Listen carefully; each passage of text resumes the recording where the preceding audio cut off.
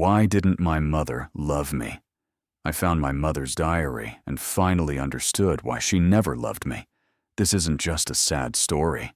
It's a diary that reveals a truth hidden for decades and a twist that left millions speechless. Why would a mother go her entire life without ever hugging her own child? Is it really possible for a mother not to love the child she gave birth to? And what could lead that child to forgive after everything? This video won't just move you to tears, it might make you reflect on your own family relationships.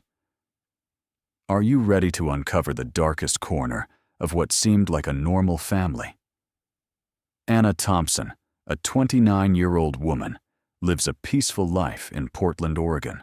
An elementary school teacher, she was adored by her students for her patience and gentle nature.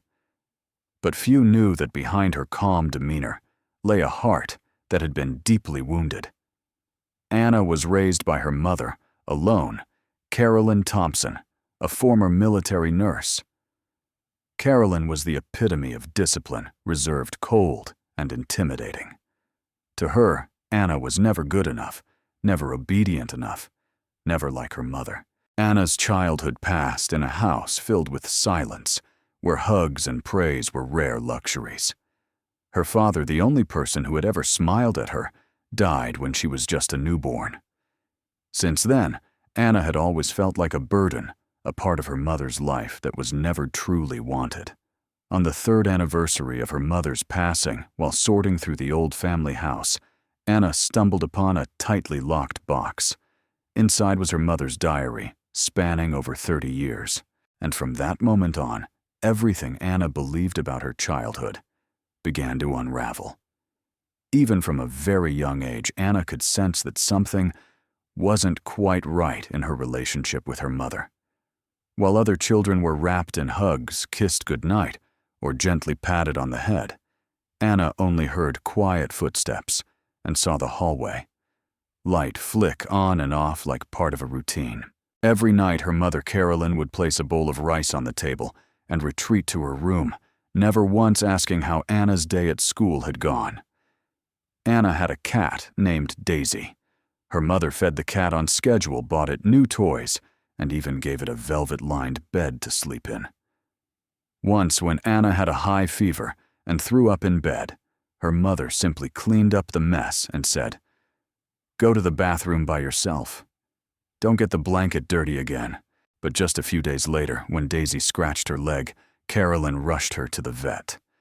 Anna watched quietly and said nothing. Still, Anna kept trying to explain the distance. Maybe Mom just doesn't know how to show affection. Maybe she's too exhausted from work. Maybe losing Dad too soon made her cold. When Anna was in 8th grade, she won a full scholarship to a prestigious summer program out of state, her proudest achievement. Beaming, she handed the acceptance letter to her mother. Carolyn read it, nodded, and gave it back. "That's fine. But don't expect me to clean your room while you're gone. No congratulations. No hug." Anna forced a smile and told herself, maybe Mom's just more reserved. But deep down, a seed of doubt had already taken root. A vague, creeping question quietly formed in her mind. Why am I always searching for reasons to forgive her, when she's never given me a reason to love her? And from those small moments, the gap between mother and daughter slowly became a bottomless chasm. When Anna was 16 on a rainy afternoon in late October, she was biking home from tutoring class. The rain was heavy, the wind fierce, and she took a shortcut down a slick, sloped path. Her bike slipped, crashed into a stone curb, and she fell hard. Her knee torn open, her arm scraped raw, and her phone screen completely shattered. Panicked, trembling, and soaked to the bone, Anna fumbled through the broken screen to call her mother. It was the first time she cried while pleading over the phone, "Mom, I've been in an accident. Please, come get me." Carolyn arrived at the hospital 30 minutes later. Not rushed, not panicked, not a single. "Are you okay?" She stood silently at the ER door, her eyes cold as steel as she watched her daughter's knee being bandaged, and calmly said, "If you'd left on time, like I told you, this wouldn't have happened. You're such a jinx. No hand to hold. No soft gaze." Anna sat quietly biting her lip to keep the tears from falling again. But in that moment, something inside her shattered. This wasn't discipline anymore. This was judgment. This wasn't a mother teaching a lesson. This was someone punishing a nuisance. For the first time in her life, Anna allowed herself to face the thought she'd always tried to deny. Maybe my mother doesn't love me. Maybe she actually hates me. Why doesn't she love me? After that day, Anna stopped calling her mother when she got hurt or needed help. She learned to clean her own wounds, wash her blood-stained clothes, and soak her own feet in hot water when they were sprained. The coldness wasn't just from Oregon's weather anymore. It was in the very walls of her home. Every dinner was a silence strung as tight as a violin string. Every one of her mother's footsteps on the stairs made Anna's heart race, not from fear, but because she didn't want to see her. And that's when the distance between them stopped being just distance. It became a fracture, a crack that started to spread endlessly. After what happened at 16, Anna entered adulthood with one mindset, expecting nothing from her mother. She no longer hoped for praise or a surprise hug. But deep down, there was still a small part of Anna that hadn't given up. She tried connecting with her mother in different ways, cooking dinner herself, buying her a scarf for Christmas, or sending messages whenever she was away.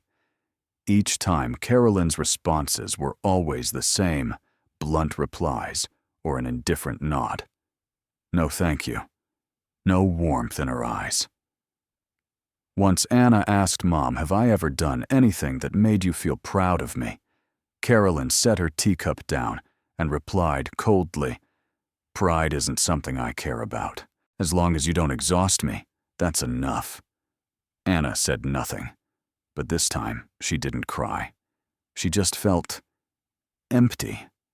Years later, when Carolyn was diagnosed with late-stage lung cancer, she refused chemotherapy. Anna still did. Her part took her to appointments, made her meals, stayed silent when her mother snapped. They lived in the same house like two strangers sharing space. On the day Carolyn died, it rained just like the day Anna fell off her bike. The funeral was brief and cold. No speeches. No one cried, not even Anna. She stood silently by the casket, looking at the woman who had given her life, lying still, and thought only one thing: this is it. We have nothing left to say. Goodbye. Mom. After the funeral, Anna moved away and cut ties with the past. For 3 years, she never returned to the old house. But one spring day, when she needed to clean it out to sell it, Anna stepped into the room that once belonged to her mother, a room she had never been allowed to enter growing up. Inside a locked drawer, hidden behind a bookshelf, she found an old metal box. Inside were yellowed papers, numbered by year, Carolyn's journals, written over 30 years from before Anna was born until the last month before her death. Curious. Shaking. Anna opened it and began to read. The very first line read, "The day I found out I was pregnant, I wanted to terminate. But I didn't have a choice." With just one sentence, everything in Anna's mind collapsed. All the reasons now felt like nothing more than a coat of paint over a devastating truth: I was never wanted. Anna sat down on the old wooden floor, the diary sprawled open across her lap. The pages were stained by time, but her mother Carolyn's handwriting remained neat, precise and cold, just like the woman herself. The more she read, the tighter Anna's chest became. And then, she reached a passage that took the air from her lungs. "I never wanted a child. I wanted an abortion. But he begged me not to. He thought a baby would be the glue to fix a cracking marriage. I gave in. Then he died just weeks after she was born. And me, I couldn't back out anymore. Anna froze. Her entire life, her very existence, every moment of it, was the result of a forced decision. Her mother hadn't just not wanted her. She had never forgiven her for existing. The next lines were sharper than any blade. Motherhood is a sentence. No one understands that. They think women are born to love and sacrifice. But I've never felt that. Every time she cried, I didn't feel compassion, I felt drained. Every time she called me Mom, I felt angry, not because she did anything wrong, but because she kept reminding me I didn't escape in time. Anna held her head in her hands. She couldn't tell if she was angry, shocked, or heartbroken. Her emotions churned like a storm without direction. But the line that broke her, the one that made her want to vomit, came last. I'm jealous because she looks too much like him. The eyes, the smile, the voice. Every time she walks into the room, I see the man I loved and couldn't keep. I see failure, and I hate it. Anna broke down, not because her mother hated her, but because her mother had never healed from her own pain. And she, a completely innocent child, had become a constant living mirror of that wound. She finally understood why there had never been hugs, why every word from her mother had been so cold, why her mother's gaze always carried such weight. Carolyn wasn't just a mother who didn't know how to love. She was a woman who had never been healed, and Anna was the living reminder of everything her mother wanted to forget. This wasn't just a lack of love, it was a lifelong haunting. That night, Anna didn't sleep. She sat on the floor, the soft yellow light falling over the diary she had finished reading, its pages still spread open like a wound refusing to close. Her mother's words clear. Cold, devoid of emotion, kept echoing in her mind like a cursed chant. I never wanted a child. Motherhood is a lifelong sentence. I'm jealous because she looks too much like him. Anna burst into tears. But these weren't the tears of a woman mourning her mother for the second time. They were the sobs of a 6-year-old girl sitting alone in a dark room, waiting for a hug that never came. They were the tears of a teenage girl who forced a smile when her mother refused to say, "I'm proud of you." They were the silent screams of more than 20 years of buried grief finally breaking loose, wild and uncontained. She cried through the night, sometimes screaming, sometimes silent. And then came a moment when the tears dried up and the sadness turned into something fiercer, anger. But not anger at her mother. Anger at herself. Anger for all the years she spent making excuses. Anger for believing that if she were good enough, obedient enough, hardworking enough, her mother would love her. Anger for living a life trying to earn love when the truth was the problem was never her. Anna walked to the kitchen, poured herself a glass of water, and looked at her reflection in the mirror. Her eyes were puffy, her hair a mess, her face exhausted. But something new had emerged, a look of resolve. She returned to the room, gathered every page of the diary one by one, and placed them in the fireplace. Her hands trembled, but she didn't hesitate. She struck the lighter. The flames flared up, devouring the cruelest words she had ever read. The fire burned. And Anna sat there, no longer crying. She didn't feel instant relief. She didn't feel free just yet. But she knew one thing for certain: I can't change the past. But I can choose not to let it define my future. The next morning, Anna woke up early for the first time in years, without being haunted by the same old dreams. She stepped outside, breathed in deeply, and a new thought echoed within her. I am not my mother's reflection. I am not cursed by her past. I am my own person, and that was the beginning of a new journey, not to seek love from others, but to learn how to love herself, like a child who deserves love, without conditions. One chapter closed, but real life was just beginning. A few days after burning the diary, Anna decided to share the whole truth with the only family member she still kept in touch, with Aunt Ellen, her mother's younger sister. They met at a quiet little cafe in the suburbs of Portland. Aunt Ellen, a woman in her 60s, gentle-faced, but with eyes that always seemed to carry an unnamed sorrow, sat silently as Anna spoke.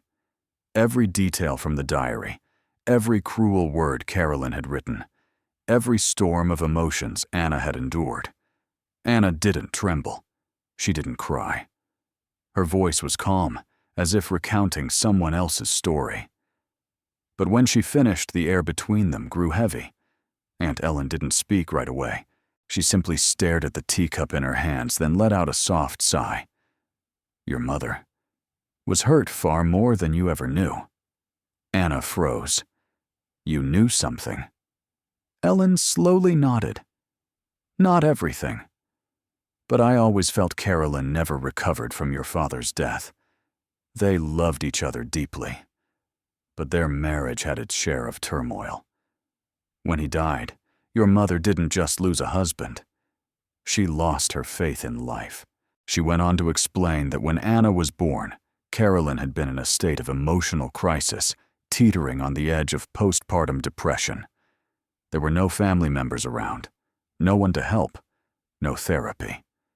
Just a quiet woman cradling a storm inside her, a storm that eventually hardened into the coldness Anna had carried all her life. She didn't know how to love Anna, but that doesn't mean you deserve to be treated that way. Those words, so simple, felt like a boulder lifted off Anna's chest. For the first time, someone acknowledged that she wasn't wrong. After that conversation, Anna opened up to a few close friends. Their reactions varied, but they all had one thing in common: shock. I can't believe a mother could be like that. Sounds like something out of a movie. If it were me, I would have left home at 18. Some cried while listening. Some hugged her tightly, but all of them said, Anna, you're not alone. You're stronger than you think. Still, not everyone responded with compassion. One former co-worker muttered behind her back, Why air your family drama like that? What's so heroic about it? If her mom had postpartum depression, shouldn't she try to understand her instead of blaming her? But Anna didn't get angry, because now she understood. Not everyone is ready to look into the darkness without flinching. Her story wasn't told to gain sympathy. It was for those who carried the same hidden wounds to show them they weren't alone. The consequences weren't just the scars left behind, but also the chains that were finally being loosened. Anna knew that maybe her mother had never loved her, but she would not let that define how she loved others or herself. She chose to stop letting the past write the rest of her story. In the weeks following the revelations, Anna spent more time alone, not to dwell in sorrow, but to re-examine everything through a new lens. She no longer saw her mother as the villain in her story. Instead, Carolyn emerged as something else, a woman who had been trapped in a society that blindly insisted a woman must become a mother. Trapped under expectations and responsibilities she never chose yet was forced to carry. Trapped in the grief of losing her husband, in the trauma no one helped her heal, and in a life where hope had long since faded. Anna used to think my mother hated me, but now she understood my mother hated her own life, and I was the daily reminder of it. It was a painful realization, but it was also the moment Anna stopped blaming. Not full forgiveness. Not an excuse for everything her mother had done, but understanding. Understanding to let go. Understanding so that she wouldn't carry that same anger into every stage of her life. I once thought I was abandoned, but now I see my mother was never truly embraced either. Anna realized Some people were never meant to be parents, not because they're evil, but because they were never taught how to love, not even themselves. And she also understood healing doesn't begin by forgiving others. It begins with compassion for yourself. No one can choose where they're born or who gives them life. But we can choose how we live, how we see the world, and most importantly, how we end the cycle of pain. Anna made a decision. If she ever had children, she would love them, not out of duty, but because she chose to. And if she didn't, that would be okay too. Because in the end, the most important thing is to live as yourself, not as someone you're forced to become. After all the pain, anger, and confusion, Anna entered a new chapter, reflection and forgiveness, not for her mother, but for herself. The days following the diary were no longer filled with tears. Instead, they became a quiet series of questions she asked herself, and slowly answered. Did my mother truly hate me? Or was she simply living inside a wound that never healed? Gradually, Anna came to a realization that made her shiver. Carolyn wasn't a monster. She hadn't set out to destroy her daughter's life. She was simply a woman, wounded, overwhelmed, and forced into something she was never ready for motherhood. In society, we're taught to believe that women are born to love, to sacrifice to be mothers. But not everyone is meant for that role. And when someone is forced into the wrong mold, they don't just harm themselves, they end up hurting the very people they were supposed to love most. Anna didn't deny the pain her mother had caused, the coldness, the silence, the distance. But now she no longer saw her mother through the eyes of a rejected child. She saw her as a human being, flawed, broken, and never healed. Some people should never have become parents, and that is not the child's fault. That sentence, bittersweet as it sounded, was the very thing that finally began to heal her, because for most of her life, Anna had asked herself, what did I do wrong? Now she knew she had done nothing wrong. She had simply been born into the wrong circumstance. Realizing that didn't erase the pain overnight, but it gave her back something she had been missing all along, the right to live without guilt. The right to be loved without needing to prove she deserved it. The right to be free from the ghost of the woman who gave her life. Anna didn't end her story in tears, but with a rare calm, the kind that only comes after years of inner turmoil. She no longer searched for love in a place where it never existed. She no longer played the role of the good daughter just to feel seen. For Anna, forgiveness didn't mean forgetting or denying the pain. It meant accepting the truth without sugarcoating, without excuses, and without bitterness. I forgive, but I don't forget. I hold no hatred, but I won't turn my mother into a saint. Her message wasn't just for those who had been hurt by their parents, but for anyone who has ever been taught that they should be loved simply because of blood ties. Because the truth is, not everyone who gives you life will love you, but you still have the right to love yourself. Anna chose to end the cycle of sorrow to begin a new chapter, one of freedom, dignity, and love. She would create herself for her own heart and for those truly worthy of it. And what about you? If one day you discovered your parents never truly loved you, how would you face it? Share your thoughts in the comments, because maybe, just maybe, your story could be someone else's light.